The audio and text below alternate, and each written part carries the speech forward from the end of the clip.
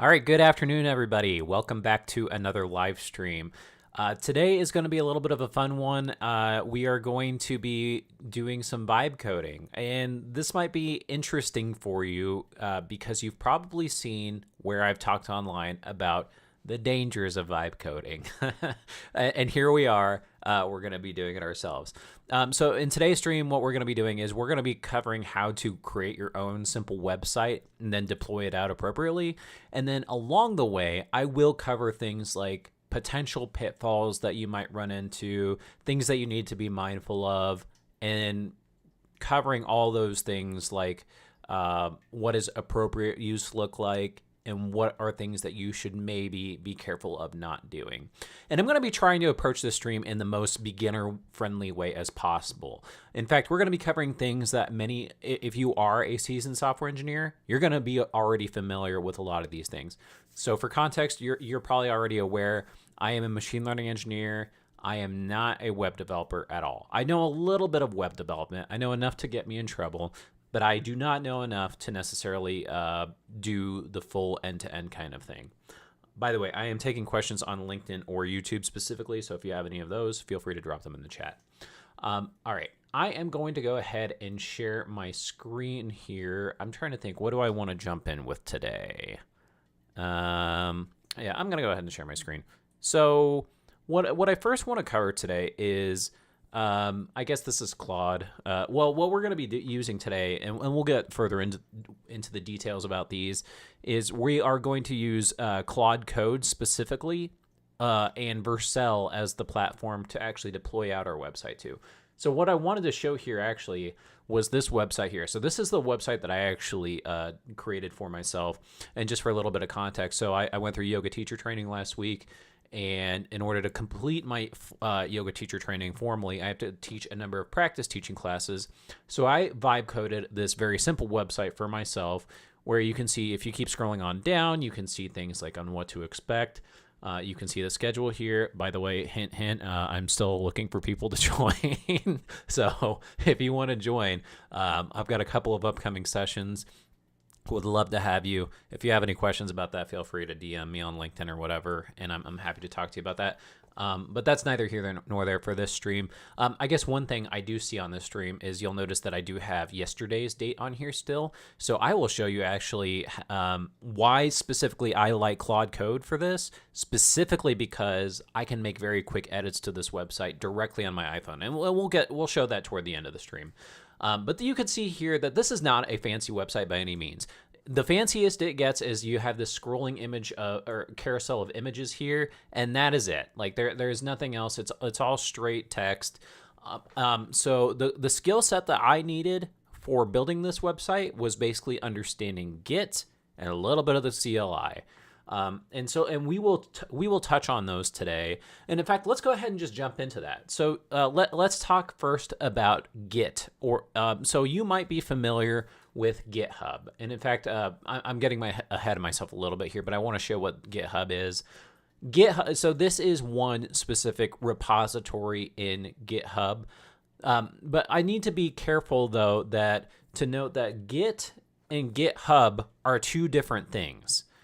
Many people, when they first started getting into the software engineering world, they kind of conflate the two together, and it's kind of understandable because GitHub is the most popular implementation of using Git as a version code repository.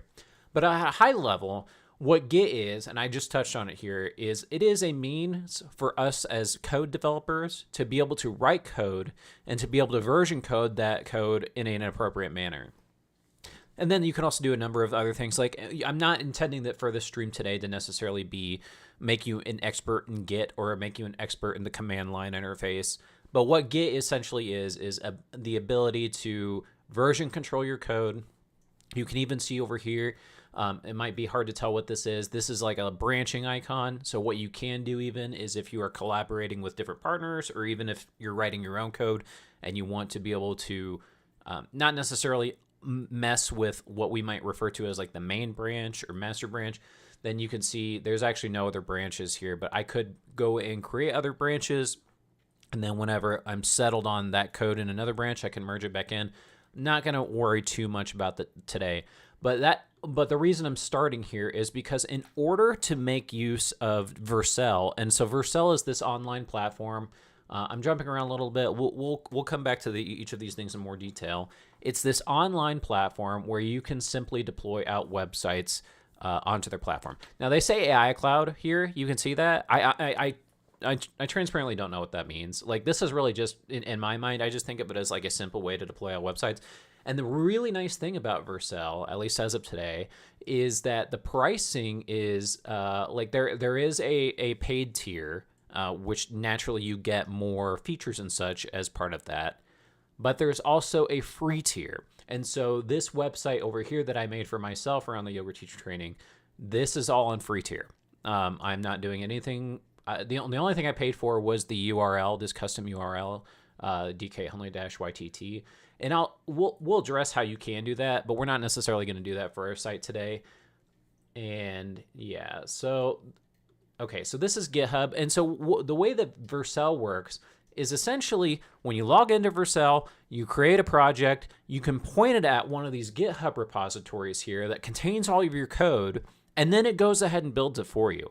When the first time that I deployed something to Vercel, I got one error, which, you know, it was an error.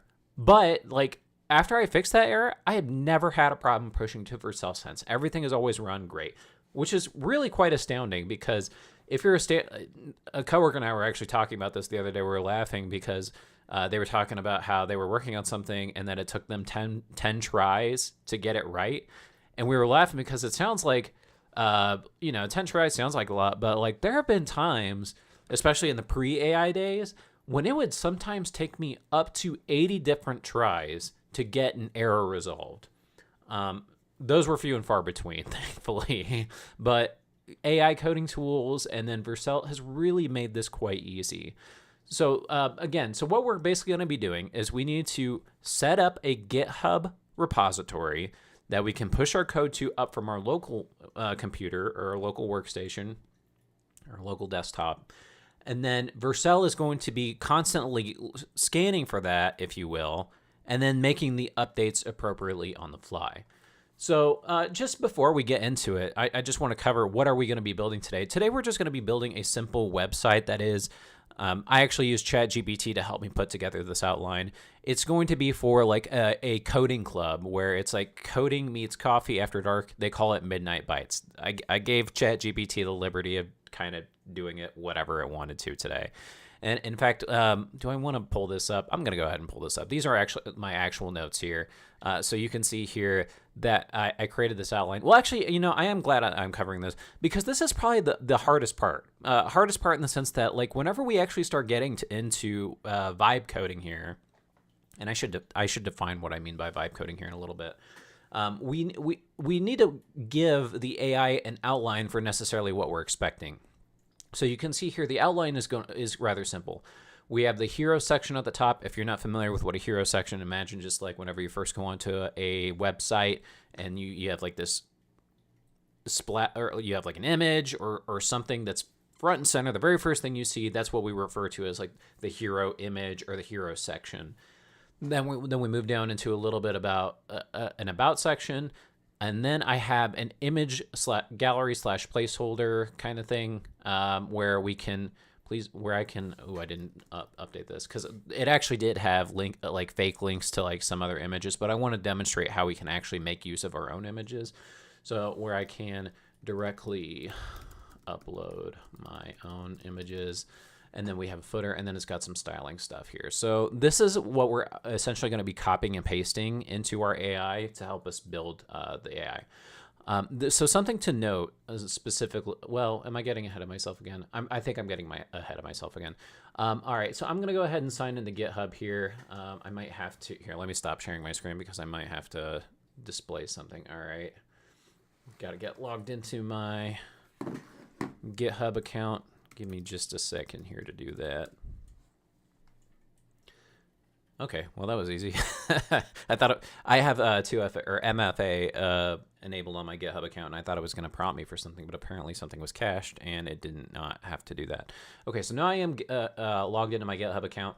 I'm going to create a new repository up here. And by the way, to sign up for something like GitHub or Vercel, is just as simple as signing up for like Facebook, LinkedIn, YouTube, whatever. Like nothing particularly fancy there.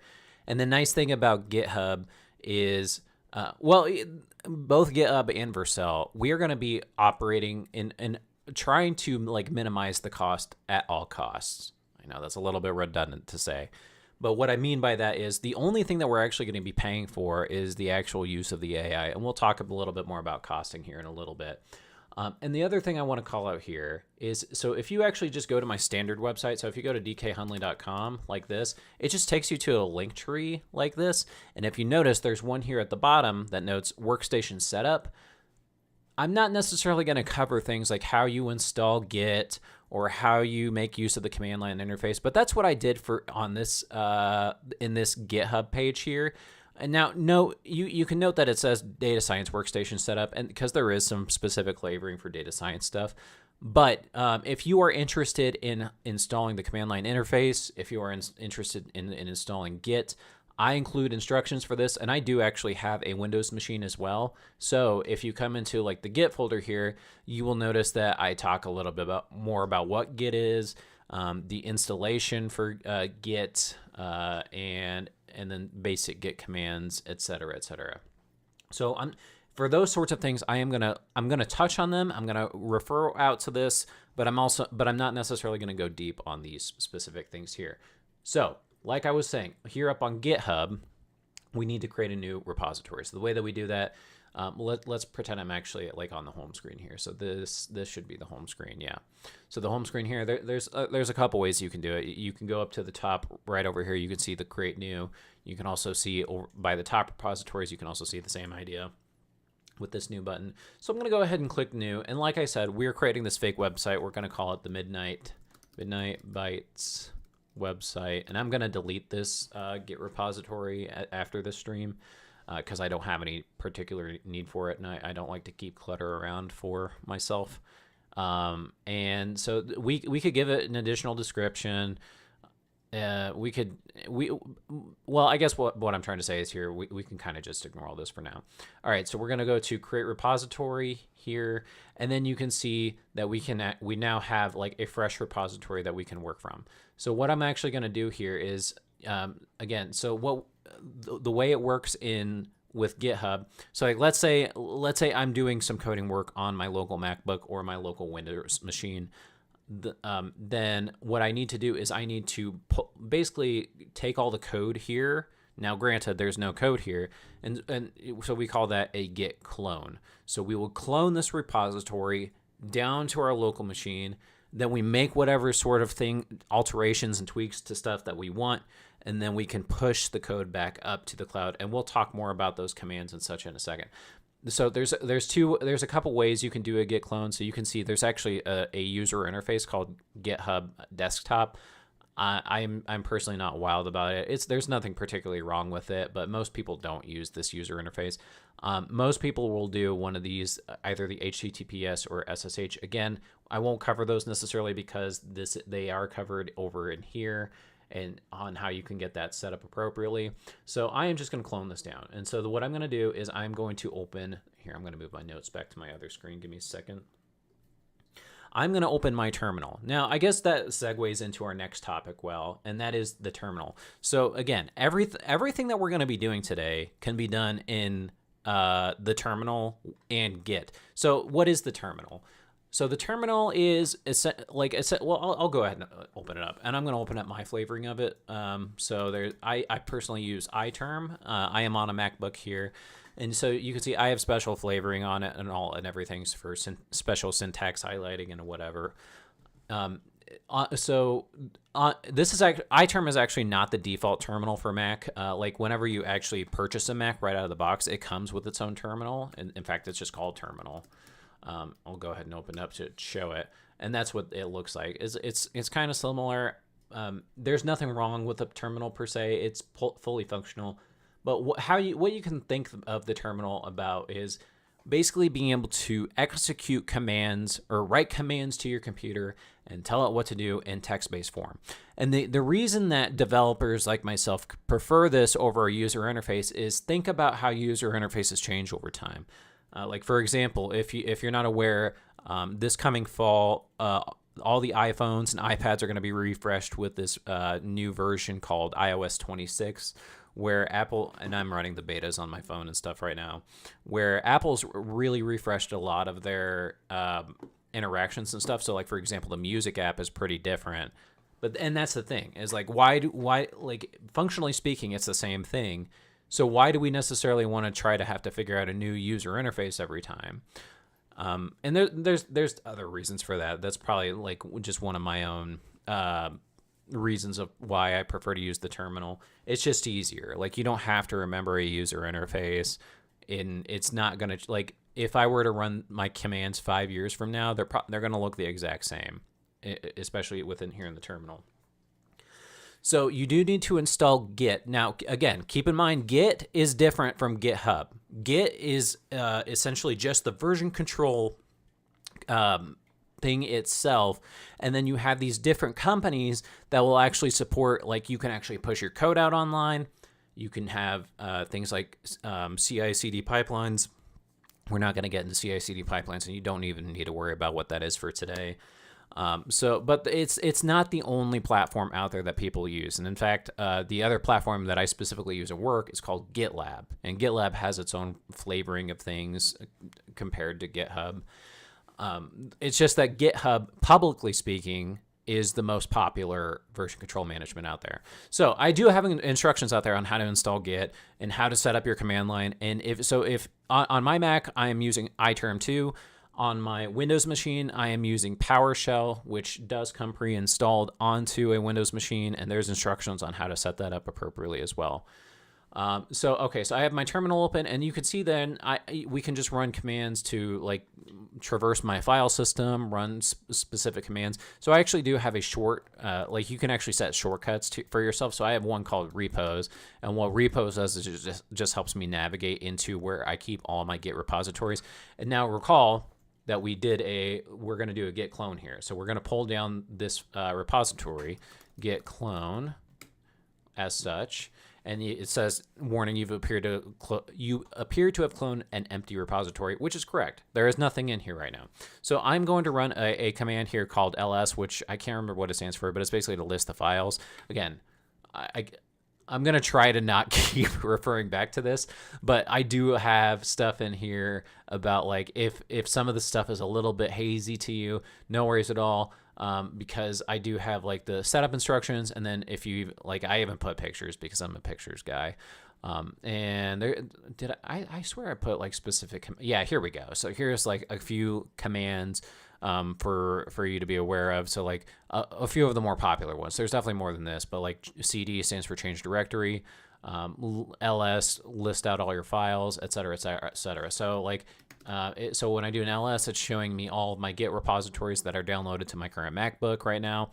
And then I can't even remember what I call, oh yeah, Midnight Bytes. So then I go CD Midnight Bytes website.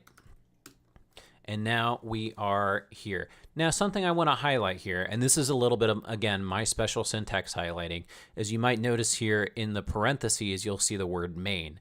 And what that is referring to is I have a special thing set up on my iTerm 2 that is basically reflects, like, where I'm working at in Git. So recall that I mentioned with Git that you can have multiple branches. So let's say I have a different branch that I'm calling dev, that I'm using, like, as my dev branch. Well, then naturally, then you would see that this would show up as dev. And then when I go ahead and start adding files, in fact, I'm going to go ahead and add a dummy file, touch.gitignore. Touch is the command that you run when you want to create a simple empty file. So you can see here now that you got this red dot, and what the red dot is basically saying is, okay, I see a new file that's here. It is not necessarily committed yet. So, and that's the other thing you have to be aware of, is whenever you're working with Git is when you update your files, and then you actually have to formally commit each of those respective files before you can actually push them up to GitHub. And the reason for that is you can imagine, so I'm just going to do rm .git ignore. Okay, and now you can see that well, you can't see, but it has removed the file, and now you see that the red dot is gone. So I'm going to go ahead and do that again. Touch.getIgnore. And then the way you actually commit things is first you stage them, and the way that you stage them is running a git add command, and then you formally commit them with a formal commit message. So let's go ahead and do that just to demonstrate. So I'm going to say git add. Now, if you want to add everything that's been changed already, and because what you can't, like, let's say I changed 5 files, and I wanted to add just one of the files, then I could just say git add git ignore like this, and that would be totally valid. In most cases, personally, when I am pushing new code or committing new code to my coding repository, I'm not making like 5,000 changes at once and then trying to commit them all at once. I'm making like a meaningful change to maybe 1 or 2 files, and then I'll go ahead and commit them. So that's why you saw I have a historical autofill on here. I'm pretty much always doing git add all. And now you can see here that I've got the little green dot. It is showing up as green because we have now committed it. Now, I'm sorry. I almost made a crucial mistake there. I said we committed it. We've actually not committed it yet. All we've done is set it up for staging, but now it is ready to be commit. So the way that we do that here is we say git commit, and then we do the -m flag, and then we can add a comment here that says basically this is the thing that we made. And so I'm going to say initializing repository with .git ignore file. This is actually a pretty common step that I do whenever I start any new repository. So now you can see that we've started a git commit file. There's actually not even anything inside of it at all. And so I'm going to go ahead and ls-a, so you can see that it's there. Now, if you want to look at the content, like the raw contents of the file, what you can do is you can run this command called cat, and then go ahead and type in the file name here, and you can see naturally like there's nothing in here. Now, so I can go ahead and add stuff in here. Now, most people aren't going to directly code out of a terminal. That's what stuff for like VS Code or IntelliJ or Cursor, if you will. That's what that's all for. But like you can do coding in here with different like inline CLI editors. My preferred version is Nano. So if I were to say nano.gitignore, what you'll see is like a basic file here, like basic thing in here, and I can say ds_core store, because for some reason these files show up all the time. What gitignore is, by the way, is it is a file that says, okay, I got local files on my computer here, like maybe so what I actually use this for a lot is sensitive API keys or sensitive credentials, where it's like, yes, I'm interacting with them on my local machine, but I don't want to push them up into something like GitHub or whatever. So that's what the gitignore file is designed for, is basically saying, okay, yeah, we recognize that these files are here on your local machine, but we don't want them pushed up into something like GitHub like that.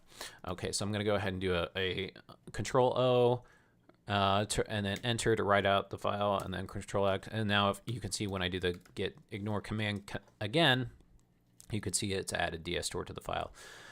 Okay, so that is git base at a basic level, and that's real. Now, if I wanted to, well, actually, let me show you one more thing. So I'm gonna go ahead and here I'm gonna do a nano. I'm gonna get rid of this because I'm not even sure that I got that necessarily correct. So I'm just gonna clear this out. Okay, clear. All right. So what now? Keep in mind here. So let's come back to our repository, and let's just go ahead and do a quick refresh. You'll see there's no gitignore file here, and you might be wondering, well, why not? And that's because we've committed stuff to our local machine. That doesn't necessarily mean it's doing an automatic commit up here. What we actually have to do then for here is we have to push our code from our local machine up into GitHub, and that is just as simple as saying git push. Oh, that was another thing I think I breezed past really quick. So I'm going to do a git remote here. And you'll notice here, so whenever we did this git clone, it set this as the remote. So like this is the remote area in which we're working here. And pretty much all the time, most people will refer to their remote as origin. And so, and that kind of makes sense given that this is where we originated our repository. So and the reason I note that here is whenever we want to actually push up our code, we will say git push, and then you'll see where am I pushing it to? I am pushing it to the origin. And which branch am I pushing? I am pushing the main branch. And so now you can see that I'm writing this up. So now if we do a refresh again, we should see our git ignore file. Boom. And you can see it's empty, as to be expected. So that covers the basics of Git. Now let's actually get into kind of more of the fun stuff of using like Claude Code and such. So just FYI, what is Claude if you're not familiar with it? So Claude is Anthropic's flagship model. So if you're familiar with OpenAI and ChatGPT, their flagship model is now currently GPT-5 as of this week. It was GPT-4o, it's been GPT-4. But you can see, so they do have a user interface here. And what we actually want to make use of is an offering that is called Claude Code. And Claude Code specifically runs entirely out of the command line interface. And so I will talk about what I really like about that and what I really don't like about that when we get further into the stream. But that's why we've been covering the CLI so heavily, because this is exactly where we're going to be interacting with Claude. So this is going to be the one area where we will have to pay money. Now, if you want to, and so like if you want to follow along with me, you will have to pay some money. So you can see I'm already logged into Claude.ai here. But if I go down into like the settings here in the corner, and then I'm going to have to remember where this is at. Billing, maybe? Billing? Uh-oh, I clicked the wrong button. All right, there we go. Billing. Maybe this is not it. Here, let me just do a general search for Claude Code. So I'm just Googling Claude Code here. Claude. All right, so this is Claude Code. Now let me see our pricing options, API. All right, so maybe it's under Claude login. I always forget where to, like, even with OpenAI, where these like darn logins are at. Open link in a new tab. All right. Oh, I was afraid that was going to happen. Okay. So let me see if it's in this. I saw it this morning. Like I was looking at it this morning, but I do not recall where it's at now. All right. All right. Maybe it's an API. Okay. Console login. Maybe this is it. So API, console login, continue with Google. Oh, come on. No. All right, maybe it will. Okay, maybe it was just my pop-up blocker that was being goofy. Let me take a sip of my drink first. By the way, as a reminder, if you're just joining the stream now, I am taking questions on LinkedIn or YouTube, so feel free to ask. There's about a 15, 20 second, 30-second lag, but I'm happy to answer any of those for you. All right, so hopefully it's going to actually log me in now. Come on. All right. Well, this might be a little bit challenging because it'll put like I can't tell if it's my browser or what here. All right, let me try pulling up like because I was using Safari there. All right, so I'm gonna do Claude Code. All right, I'm gonna come to here, API. Maybe I'll have better luck with Chrome here.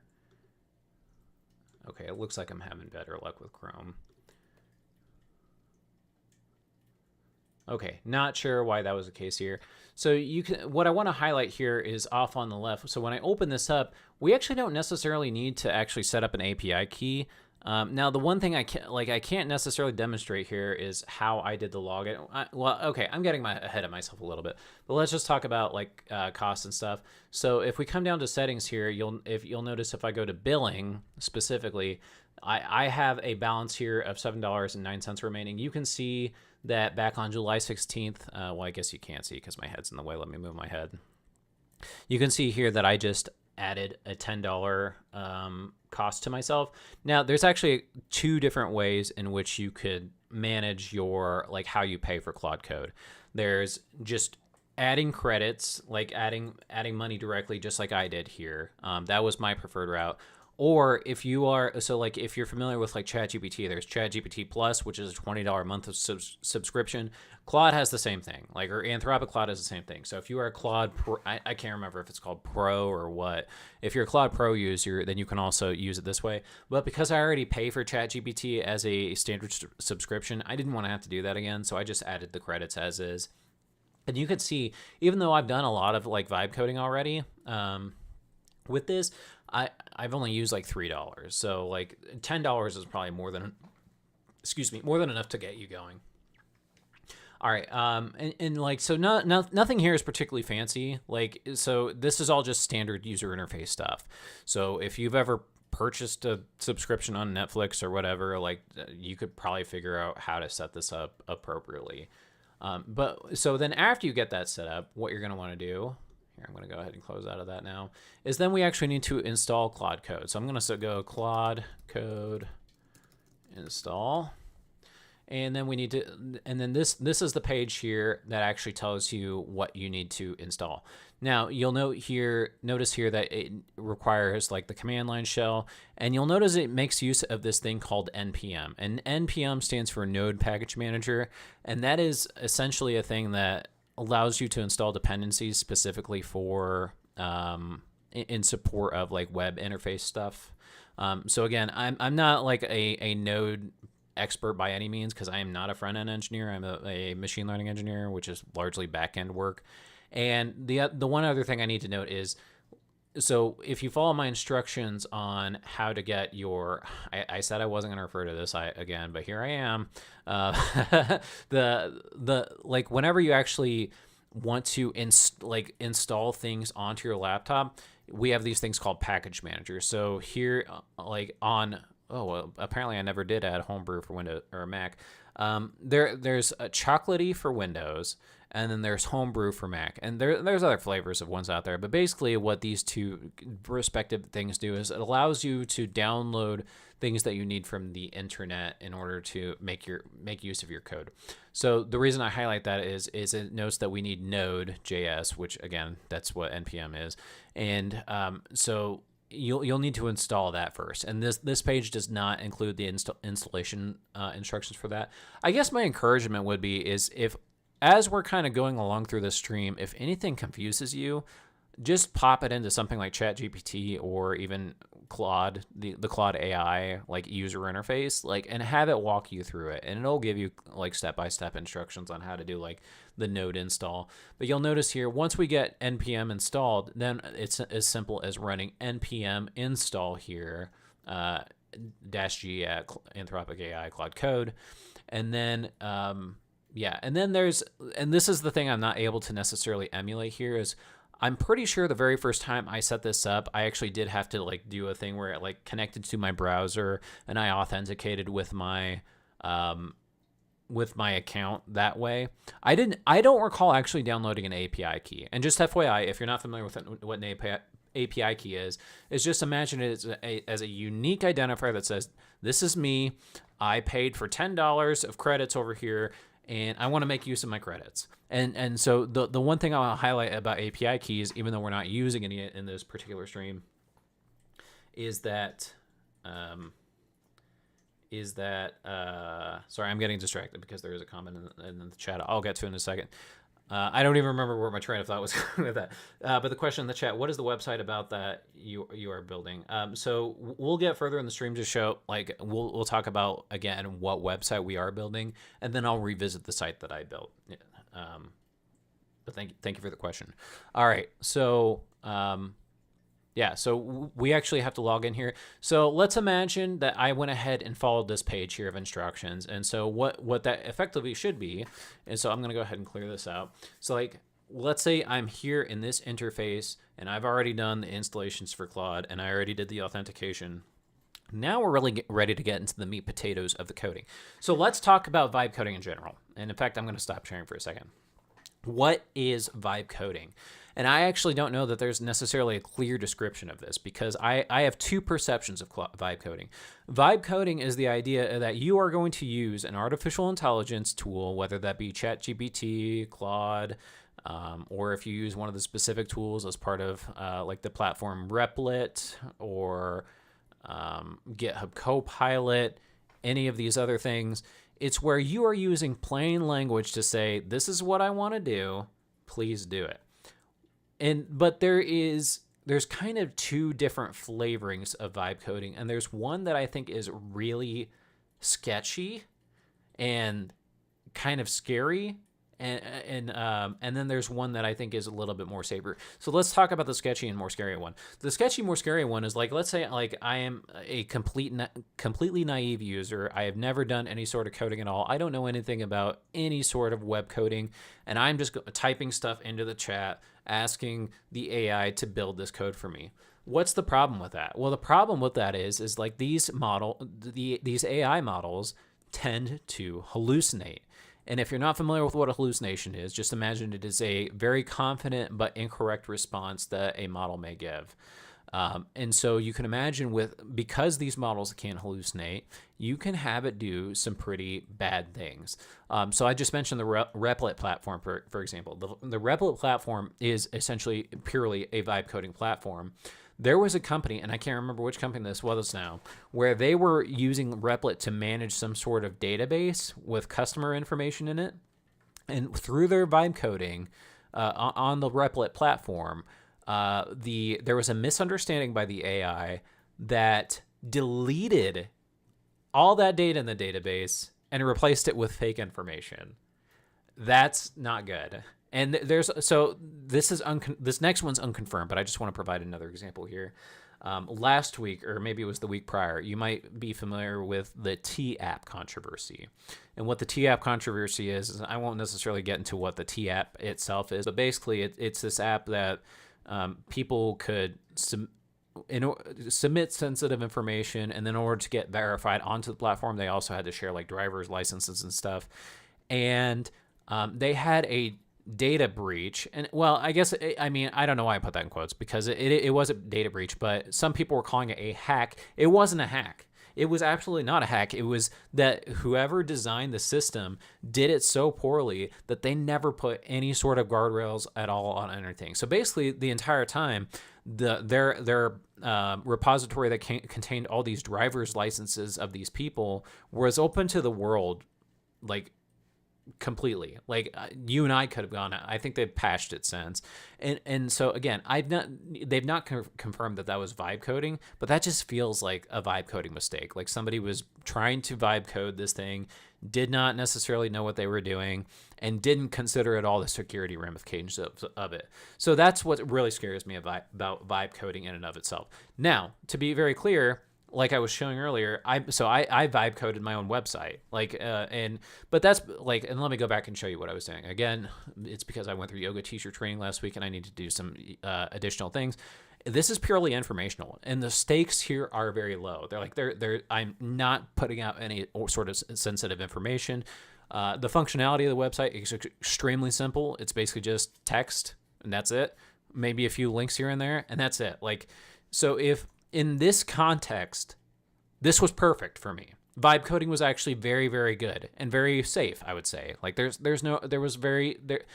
there's no risk here. I can't think of any, you can't hack this website because there's nothing behind it. Like it's just a purely informational website. But if I were going to do some of the principles of what we're going to do today for a real world context that has impacts to customers and is commercial facing and you're making money off of it, that's where vibe coding gets really, really scary. And I don't even like calling what I necessarily do vibe coding, because I think I am being responsible here. And that's where I was saying is I don't know, we kind of need a different definition, because when I think about vibe coding, I think of irresponsible use, whereas there is an understanding that there is very much a responsible use of vibe coding as well. Okay. I feel like I'm being extra verbose, but that's because I'm really trying to drive points home here that on how we need to be careful and whatever.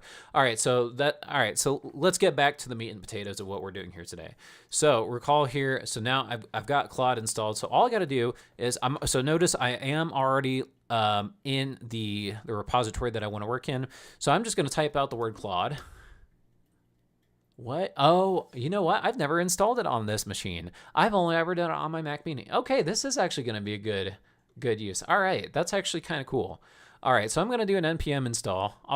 We're just gonna do it fresh. I'm actually happy about this. I'm probably the only person that's happy that I forgot to do something. All right, so I went ahead and did an npm install. So now I should be able to run Claude. And now, all right, so I'm gonna keep it in dark mode. And then I am, all right, so you can see here, oh, this is, I am thrilled because now I actually got to show you what I did. All right, so you can see here, there's two different login methods here. So we could either do the Claude account with subscription. So that's the, again, the $20 a month thing, or the, I guess they do have that's only $100 a month for Max. Wow. I did not know that. The reason I'm saying wow is because ChatGPT has something similar, but it's $200 a month. All right, interesting. All right, but I'm not doing that, so I'm using just my Anthropic billing account. So I'm just going to go ahead and enter, and so you'll see it's going to bring me up into here, which I really hope it doesn't give me a problem because I'm back in Safari here. All right, so hopefully it won't. All right, so now you can see, like, I'm not actually, like, so it is generating API keys. It's just doing it all on this back end where it's all abstracted away from me, and I'm not actually fussing around with the API key myself. So I'm going to go ahead and click authorize. Oh, man, I am so thrilled that I forgot to set this up. All right, so now you can see the login successful. I'm going to go ahead and hit enter. Security notes. It's just talking about exactly what we were just talking about before. Claude can make mistakes, of course. It's an AI model, and this, again, not centralized to Claude. OpenAI's models, the Nova models from AWS, they're all going to have this same sort of problem with hallucinations. All right, use Claude Code's terminal setup. I guess so, or use recommended settings. I don't care. Do you trust the files in this folder? Yep. I'm going to go ahead and enter. So you can see here, like, it's starting to get rather simple on what we're doing. All right. And so now that we've run all these things, in fact, I'm going to go ahead and do a /exit just to kind of come out of here. I'm going to do a clear. Now let's get back into Claude just to kind of expose you to like what I typically see. Now you'll see that we can run some different commands here for actually getting started. So the first command that we're actually going to run, and I don't know that this is actually even necessary. And we're just going to run an init command. So what this is going to do is it's going to comb through our repository, our empty repository that is, and basically build this markdown file that's Claude is going to be able to refer to for like instructions and such. And you can see that as we're waiting here, that it is kind of displaying the number of tokens. Now that's my one kind of gripe about Claude Code is it burns through tokens fast. Like, and granted, I've not really spent that much money, but like it's still kind of wild how fast Claude Code burns through tokens. Okay. And by the way, if you're not familiar with tokens, what tokens are, they're basically like, imagine like a 4-letter word or something rough to that, that is representing like the output of what we're getting. So like the word development, for example, might be 2 or 3 tokens. It might be DEV and then ELOP and then MENT. Those might be 3 tokens right there. That's just the way that like that's going beyond. I could describe that further, but it would be going beyond the content of the stream. So you'll see here that the way we actually go throughout Claude is interact with Claude is it's going to ask a lot of these yes/no questions or yes and don't ask again. So I'm just going to say, yeah, you can go ahead and create that. And so you can see that it's going to go ahead and continue to build this Claude markdown file. And we'll give it another minute here to kind of do what we want to do. All right, so now it says it went ahead and analyzed everything. And so now if we're actually ready to go ahead and build the website. So something I need to want to note here is that when we use Vercel, it uses a preferred coding language known as Next.js. And I don't necessarily want to.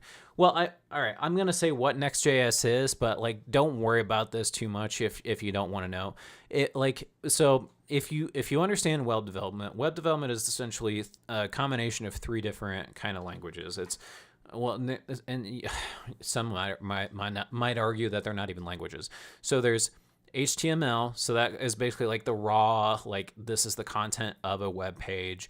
You have CSS, which stands for Cascading Style Sheets, and that basically designs like the theming, the colors, the layout, or like the spacing, etc., for your website. And then you have JavaScript or and JS for short, and that is basically defining the behavior of your website. What is your website doing? And so you can build websites just using HTML, CSS, and JavaScript together. However, a lot of people have found that like just doing that is a little bit more difficult. So people have come along and built these other frameworks on top of these to help make it easier. So, for example, you might, if you are a developer, you might be familiar with React. And React is basically an abstraction on top of HTML, CSS, and JavaScript that helps you to build websites as you want. And I want to say, don't quote me on this one. So we mentioned that Vercel is using Next.js. I believe that Next.js is just another flavoring of React specifically. I might be wrong about that. But the only reason I note that is because when we start typing in what we want, we're going to say we're going to deploy this to Vercel, and therefore we want it built in Next.js. So actually, you know what? Let's go ahead and do this. I want to build a simple website that I intend to deploy out to the platform Vercel. For context, Vercel makes use of Next.js. Here is the expected outline of the website. Okay, and then recall, I'm going to pull my notes back up toward the top here. Now, I went ahead and like fake generated this. So, by the way, if you're just now chiming in, the website that we're going to be building today is a fake website called Midnight Bytes, which is basically like, imagine like a meetup group that's like, you know, we meet after dark to talk code and drink coffee kind of thing. And then this is the general section that it created, and along with extra styling ideas. So I'm going to just go ahead and take all this, and then I'm going to go ahead and paste it in. Paste it, and then you can see it said it pasted all that text in. And now let's go ahead and see it run. All right, so it's going to take a little bit to run. Now, while this is running, let's go ahead and start getting Vercel set up then.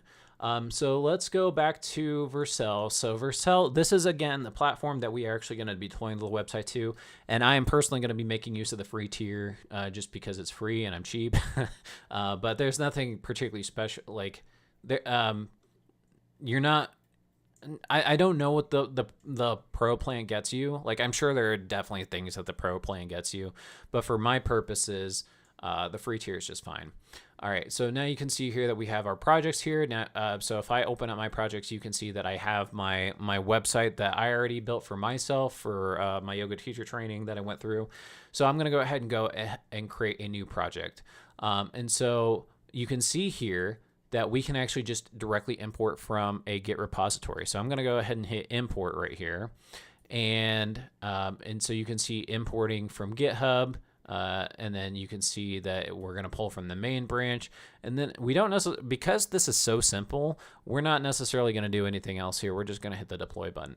Now the deploy button is not going to do much here because there's no code to deploy. Like we haven't let Claude code keep finishing, or oops, it looks like Claude wants to do some fun stuff in here, so we'll let Claude keep doing its thing.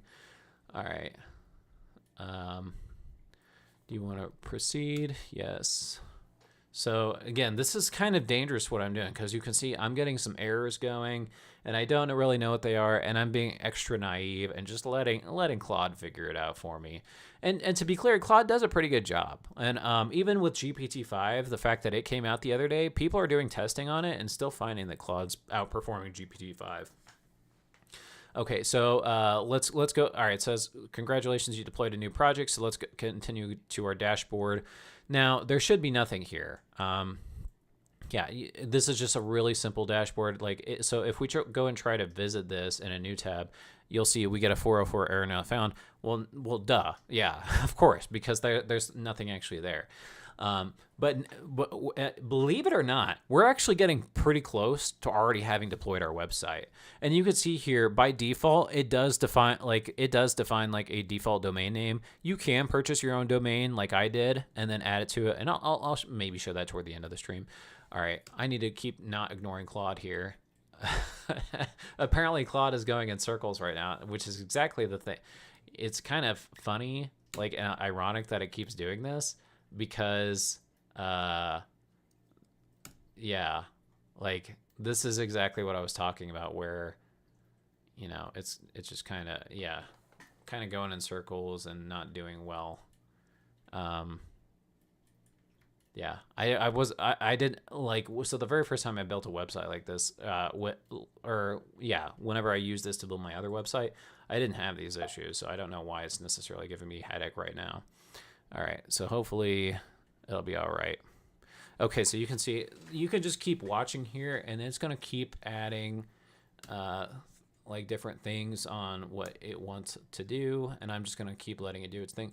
But again, this is kind of dangerous because I'm letting it run commands on my laptop, and so what if it runs a nefarious command that deletes everything? And it can. It may well do that, just that. All right. So we'll let it keep running here for a minute. Well, we have to let it keep running. I kind of forgot how long this takes. All right. I'm gonna take a sip of my drink while we're waiting.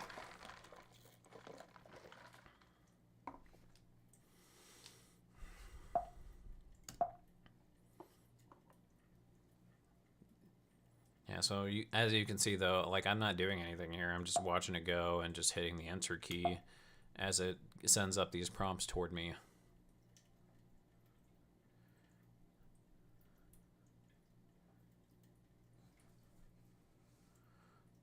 Oh, well, I guess one thing I could be doing is I wanted to demonstrate how you could also add images. So let me see, and I created those on my iPad this morning. So I gotta find where those are at. So I'm gonna do that on my other screen here while we're waiting. All right, where is that at?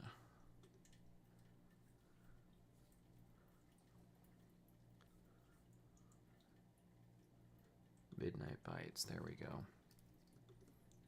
All right, I'm gonna drag them out to the desktop over here. Move. Yeah. So these are just for here. I'm getting tired. All right. Yes, and don't ask again. All right. So just for context, I created a few of these images here using ChatGPT around the Midnight Bites Coding Club that we're going to end up adding to our website whenever Claude starts to do it. So just a couple of boilerplate kind of images. And of course, you know, I had to have one person on an iPad because that's me, you know. Not literally me, because that's not literally me, but, you know, I'm not an iPad user. Okay, so I went ahead and moved all those. All right, so let's give it a minute. It's still working.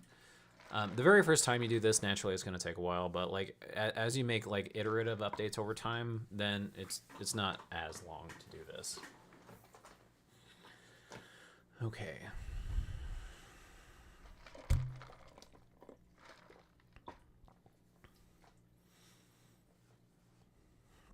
All right, it looks like it's getting very close to being done.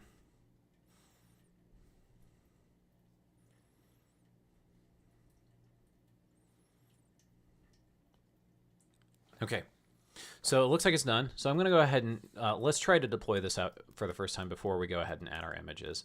So I'm going to do a clear, and I'm going to say git add all, git commit m, adding starter files for initial website, git push origin main. All right, so we went ahead and pushed that up. Now, something I want to highlight here is now that we've pushed this up, we should be able to see that it should start, like there should be something in here that will show that I'm like actually trying to deploy it.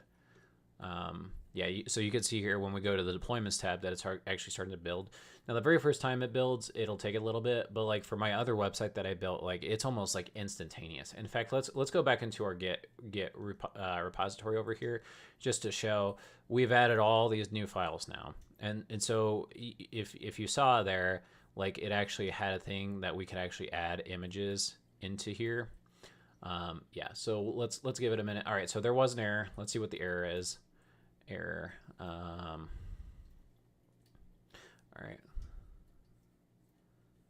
I'm just going to copy all this, and this is again not good coding practice what I'm doing, because basically what I'm going to go and do here, I'm going to do a clear Claude. All right, I had an error can you help me fix it? Boom. All right. So I'm gonna give it my error and then have it try to fix its own thing for me. Yeah. And hopefully here this will be the only error. Like that's the thing I'm kind of nervous about. Well, that's that's the thing I'm really nervous about is let's say I was trying to do this for like a real context and like was being paid money for this. If the fact that I don't know this code very well, like I could dig into it. Is concerning. And that's the other thing about Claude Code. If you notice here is we're not using an IDE like VS Code or IntelliJ here. Like it's almost like Claude Code almost discourages you looking at your own code, which is not great. I don't like that idea. Like I feel like you should always be looking at your code. I feel like you should. I am of the opinion that you should always know what your code is doing. And yeah, you're welcome to use the AI to help you write your code. But if you don't know what it's doing, that's concerning. And for the exact reason I was saying with the examples that we were talking about before. All right, so it says that it fixed it. So let's go ahead and try this again. Git add all, git commit m, fixing bugs, git push origin main. All right, so now we should be able to come back in here, and it should be kicking off our thing once again.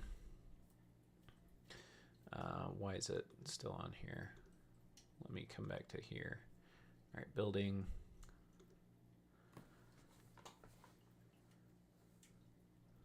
All right, build logs, installing dependencies. All right. We'll give it a minute to continue doing his build. All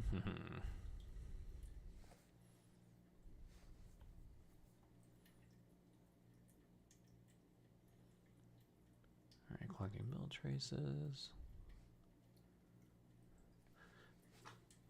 By the way, today's drink of the day, I mean, it is Potbelly. It was Potbelly, that is. It was Coke. So the Coke's, so if you're here in Bloomington, the Coke Zero at Potbelly up by the college, over by like where Buffalo Wild Wings is at, is so good. Like top notch. Now, that is not what this is. Like, I actually drank it all, and then I filled this up with Cherry Coke Zero, which has been like my go-to drink of the summer. So, there you go. Fun facts while we wait. All right. It appears this time it actually is doing well, or did do, like, is complete. Maybe it's not complete yet, but it seems like it's doing much better now. Okay, let's actually go ahead and try to open this. Okay, it doesn't appear that it's completed yet.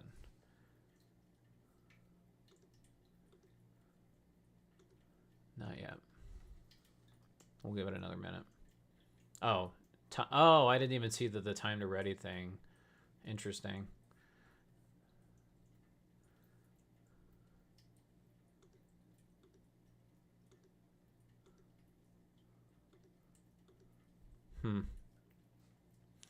We'll keep letting it roll here.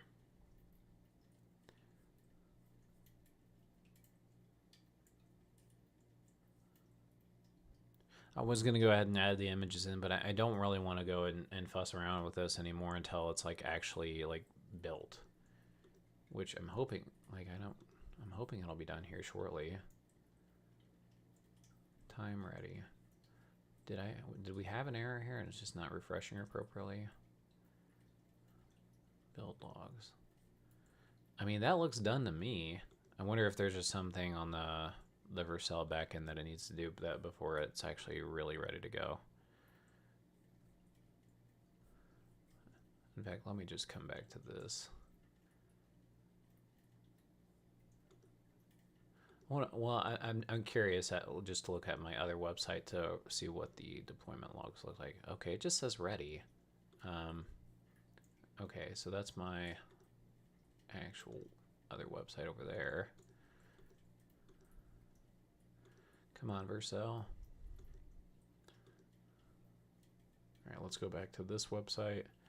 It's still showing as that. That seems like a Vercel issue, more so than a me issue.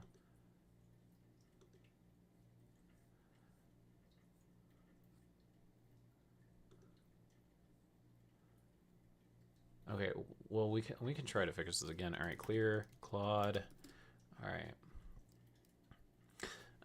What do I want to say? I deployed this website to Vercel, and while the deployment appears to have been successful, I'm still seeing a 404 when navigating to the website.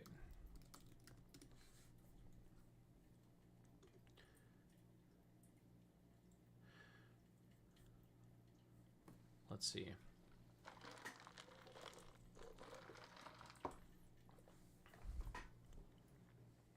The interesting thing about this time doing it here is that the very first time I did this, I wonder if it is, like when I did this for my other website, it didn't make it this complex. Like this is more complex than before. Yeah. All right. So let's go ahead and.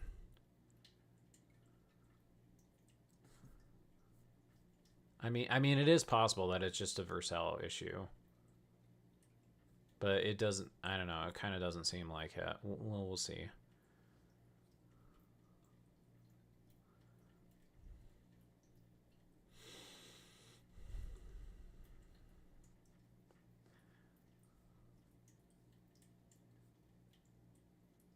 Edge requests.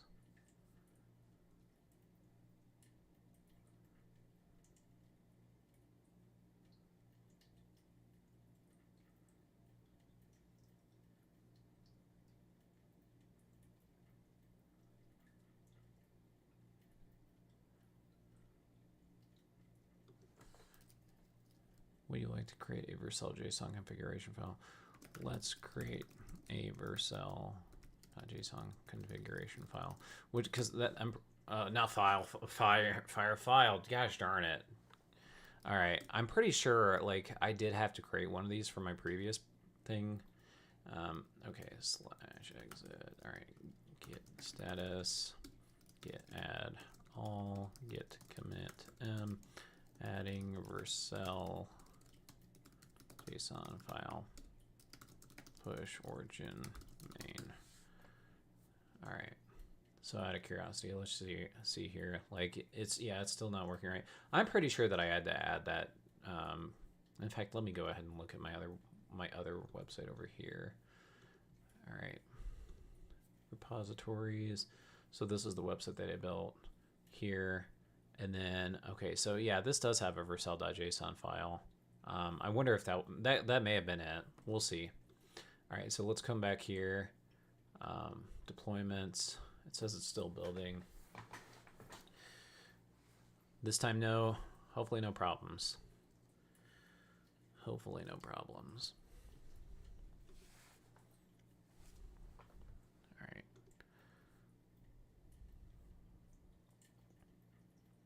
Oh, I think I know what my issue is because okay, all right.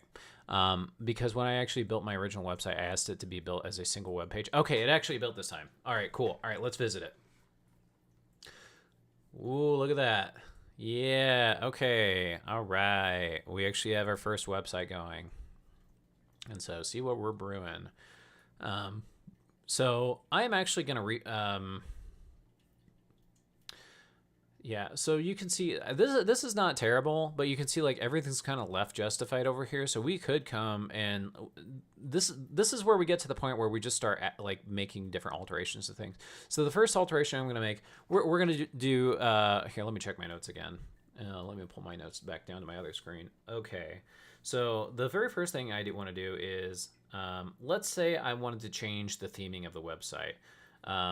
No, let's add the images first. So what I'm going to do here, the simplest way to get add these images is I'm going to go just do an open dot, and that's going to open my Finder here, my Finder down here. And so then if you recall, it said if I want to add new images, so just go ahead and add them in here. So I'm just going to highlight all these, add them over in here, and then I'm going to go back into Claude. I'm going to say, yo, I added some new images to public the directory where you told me to place them.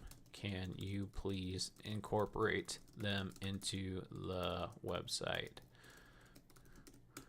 I don't know why I said Joe. I'm a professional idiot. Okay. All right, let's keep it rolling here. Okay. Updating the image gallery.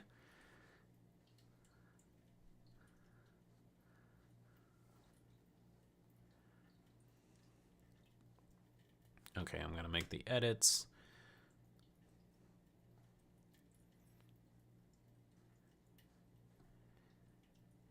I'm going to go ahead and hit yes. A lot of hitting the enter key here. I know. We're doing so much hard work today. Ugh. Okay, looks like that is done now. All right, so I'm going to go ahead and do clear. Oop. I meant exit. Exit, not clear. I meant exit. All right, exit. All right, there we go. All right, so clear. I'm going to get add all, git commit adding images to the site, git push origin main. All right, so now we should, all right, so it's pushed up there. So let's go back to Vercel, the website again, and we should be able to see that it's going to be doing another deployment here. Okay, so you can see the deployment has been initiated, and that's the other thing about Vercel is you'll note here there actually might be a way to set this up, but it is deploying to a production environment. And so if you're not familiar, like if you're not like a regular developer, typically speaking, because whenever we push stuff up like this, we don't want to go breaking anything else that might be existing out there. So typically speaking, we'll have at the very least, and probably even more than this for other companies, a test environment and a production environment. So here we're just pushing out to prod. Boom, it's out to the public. We're ready to go. In a real coding context, you'd really want some sort of testing environment. Okay, so it says that is done. So let's see if it actually did it. All right, I'm gonna do a refresh here. Maybe I need to, hold on. All right, where is it? All right, so let me try to open this again. Okay, yep, there we go. There's our gallery of images. And now you can see everything is like left justified on the screen. So let's ask it to go ahead and clean that up. I'm going to say Claude, can you clean up the screen justification when I look at the site on a desktop? It appears that, all right, what does appear that? Most of the sections are left justified. I justified. I'd prefer for them to all be center justified. Okay, so now we'll go ahead and do that. And really, so like everything else we're going to be doing today is basically this exact same thing. So like if I want to add more content, I just come back to Claude, ask it to do the thing, and then push it back up. If I want to add more images, same idea. So that's I mean, we're more or less effectively done with the learning the new stuff for the stream. Excuse me. All right, so when it went ahead and did that, exit, and now I'm going to say git add all, git commit fixing justification, git push origin main. All right, and then it'll take a second here to actually do the deployment. Building the justification, or fixing the justification, so you can see the error that's been initiated. And I guess while we're waiting on that, so you can see this domains button right here. So if I'll go ahead and open this in a new tab. We can buy or add our own domain. And so that's what I did for my other website is I just bought it straight from here. Like, so if I wanted to do midnightbytes.com, then you can see here it's going to start populating with the prices. I just bought my other URL for 1 year. And so like if you actually wanted a more custom friendly looking URL, you would just go and buy it from here. Now I'm not going to do that because I don't care for this website. Okay, so it looks like this is done now. And it looks like it didn't, or maybe it just didn't like pick up the changes yet, quite yet. Because everything should be center justified. Okay, well, it looks like either Vercel's being goofy right now, or my thing didn't do it right. And that's kind of the goofiness with with using AI coding tools, is like you are at the mercy of whatever the AI produces for you. And so I'm not wild that it's still kind of left justified everything. Okay, but another interesting thing I want to highlight here is, let's say I wanted to change the whole theming of the website. Like I'm trying to think.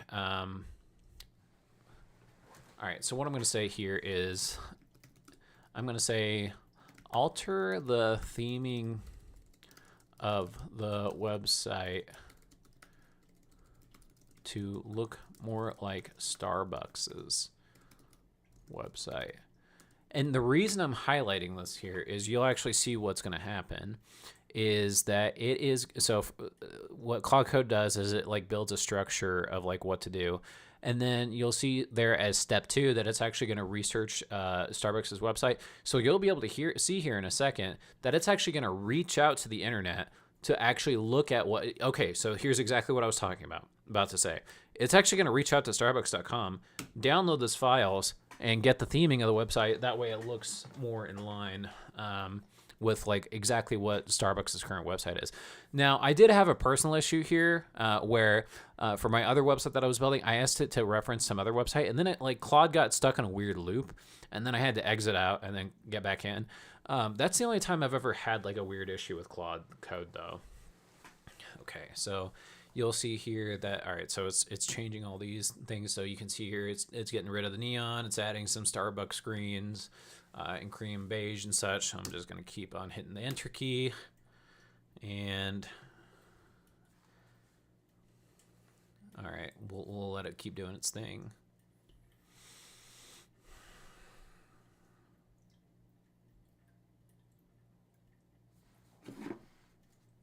I need a nap. All right. Okay, so all right, it did that.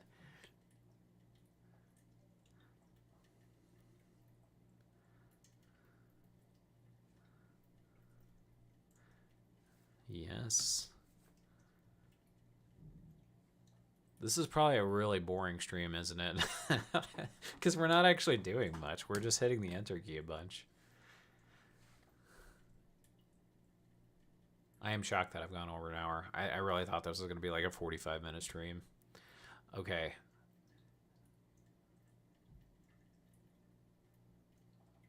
All right. Yes, don't ask. All right. I'm done hitting the enter key. Just go. Do what you need to do, Claude.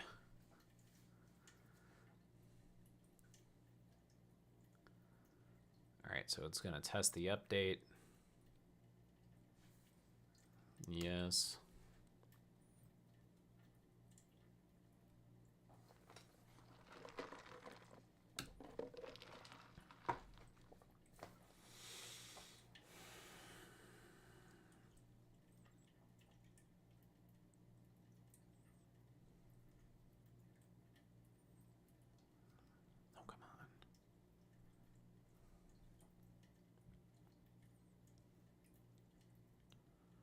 All right, it says it's done. Thank goodness. All right, so let's go ahead and exit that out. Get add all, get commit. I'm gonna say updating the theming, get push origin main. All right, now let's see if Vercel is picking that up. All right, so you can see it's queued. I don't, and by the way, I don't, like on the free plan, I don't know how many times you can push a day. But we're only going to push like 1 or 2 more times, and then I'm done. And in fact, while we're waiting on this here, I wanted to demonstrate specifically why I kind of like Claude coding. So I'm actually going to open, because I want to directly demonstrate how I'm doing this on my iPhone. Okay, allow. where are you at, Reflector 4? Okay, so one thing that I want to highlight, okay, oh, this is already done. All right, so you can see here that it's reflected the theming of the website to look a little bit more in line with like what Starbucks looks like. All right, so I do. All right, I started to get ahead of myself. We'll get back around to what I was doing with my iPhone here in a second. But there is one other thing I kind of wanted to kind of demonstrate here, and that is like let's say I wanted to add an additional section. So I do have an additional section with like a fake schedule for this group. So I'm gonna just say, Claude, can you add a new section to the site that notes when our group meets? Here is a table representing the schedule. Oh, dang it. I got to paste in the schedule. Shoot. Okay, yes. Sorry. Forgot about that. All right, there we go. And by the way, so like I'm just glancing at my notes in here. This is all generated by ChatGPT, by the way, in case you're curious. Oh, I didn't even see this before. Coffee is unlimited. Sanity is optional. That's funny. Okay, so it shouldn't take too terribly long. So it's just adding a new section, and then we'll call it from here. Now you could see, like, I'm not thrilled like the fact that it's still doing this left justified thing, and so we could continue vibe coding our way and trying to figure out like why the heck it's doing that.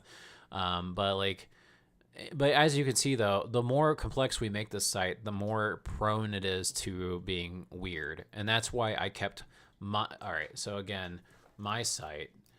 DK only ytt.com. That's why mine is so simple, because I was very nervous to mess around with anything, and I'm happy with this. I think it's clean. I think it's straight and to the point. But what I wanted to highlight here is I'm actually going to use my iPhone to demonstrate how I'm using Claude Code from my iPhone to remove this date here, since this technically took place yesterday, and therefore I don't need it on there anymore. I gotta stop forgetting to go and approve Claude's tasks. Okay. All right. So it's adding the meetup schedule. Yes. Yes.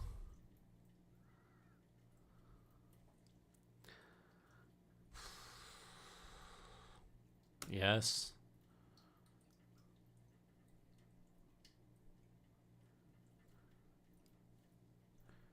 Come on. Okay.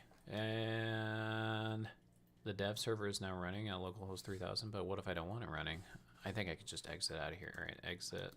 And then maybe it'll bash or like come down. Now you can see here that like now that we've closed out our terminal, you can even see like the cost that you spent here. So like we spent 15 cents there. That might not seem like a lot, but like that actually is kind of a lot. Like whenever like with our stuff. Yeah, so I see the comment there about you can center your container with CSS. Well, what if I don't want to? What if I don't know CSS? That's what the whole purpose of this is I'm trying to avoid touching the code. And so, yeah, you're right. I can absolutely go into here, but that's the problem with vibe coding. Is if I don't know CSS very well, then I can't go into these source files here and actually go and start altering things. So that I appreciate the comment there, and you're definitely right. Yeah. Okay, so I'm gonna go ahead and do git add all, git commit. And by the way, I'm deleting this website as soon as I'm done with it. Because I just created a fake website for the purpose of this thing anyway. Updating with a new section. All right. Commit git push origin main, and now Vercel should be. Let's come back to Vercel again. It's probably queued up one more time.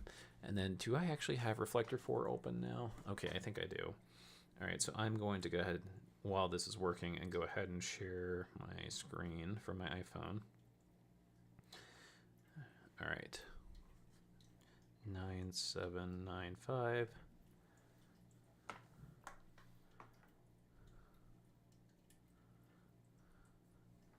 Okay, why is it on my other screen? I want to up on this. So it is mirroring my iPhone, but it's mirroring it on this other screen down here. I didn't want it down here. Come on. Is there a way to move the window to move to? There we go. All right. Can I make this smaller? because it's making my iPhone look awfully big. Okay, well, I guess not. All right, so, all right, so I am still sharing. So this is my actual iPhone here. Now, let's see. Oh, we actually had an error here. I kind of don't care. I kind of want to just be done with this stream. So I just want to highlight here like how I'm actually updating my specific website directly from my phone. So I actually I have this app on my phone called Shellfish. So Shellfish is an SSH thing where I'm actually not doing any updates directly on the iPhone. What I'm doing is I'm actually going into my Mac Mini or SSHing into my Mac Mini and then using Cloud Code from here. So if I tap this here, it's going to open up my Mac Mini, which is sitting across the room from me over here. And then if I go to, so then I can go into my repos, and then which is the date I wanted to remove. I got to remember, remove the August 9th date. All right, so CD, YTT website, and then I'm going to say Claude. All right, so I don't know why it's doing this.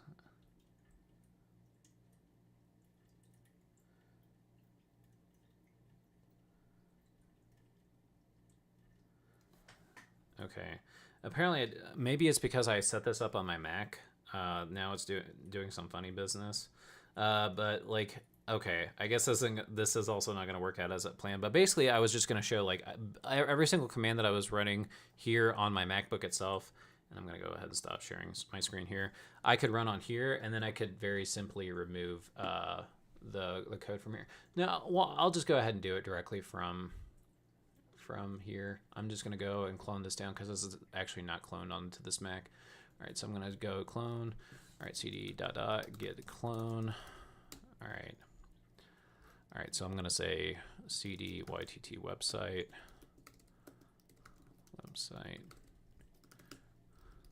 All right, Claude. Yes. All right, I have completed the August 9th date. Can you remove that from the site? Please do not alter anything else. And that's what I was just going to show on my iPhone, but for I guess because I logged in the Cloud Code here on my MacBook Pro, then it screwed up something on my Mac Mini, which I'm going to have to fix later. All right, so I went ahead and did that. But imagine I'm doing this on my iPhone.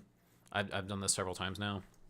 And so I'm going to do exit, git, all right, so git add, all right, clear, git add all, git commit, removing 8/9 date. Oops, forgot to add the quote there, git push origin main. And it is so fast, like for this particular website, because this is really small, that it should be done almost immediately. All right. Or maybe not. Of course it's not today. All right, there we go. It's gone. All right, that's all I wanted to cover for today. So that now you know how to do some like simple vibe coding and deploying out to Vercel. And then you got a flavoring of why you need to be extra careful with that. Like, so it is, for my purposes, for the thing that I was using it for, it was perfect. Like I was able to get exactly what I needed in less than 30 minutes, and I'm able to make updates to it really quickly. If you do something that's more complex that has like a database behind the scenes, I would just urge you to be very cautious. You know, you don't want to be the next T app or whatever. And I guess I got to be careful because the T app might not have been vibe coded. It just seems like it was, but we'll see. All right, that's all I wanted to cover for today. All right, so we'll just go ahead and call it here. Hope you all have a good rest of your weekend. See ya.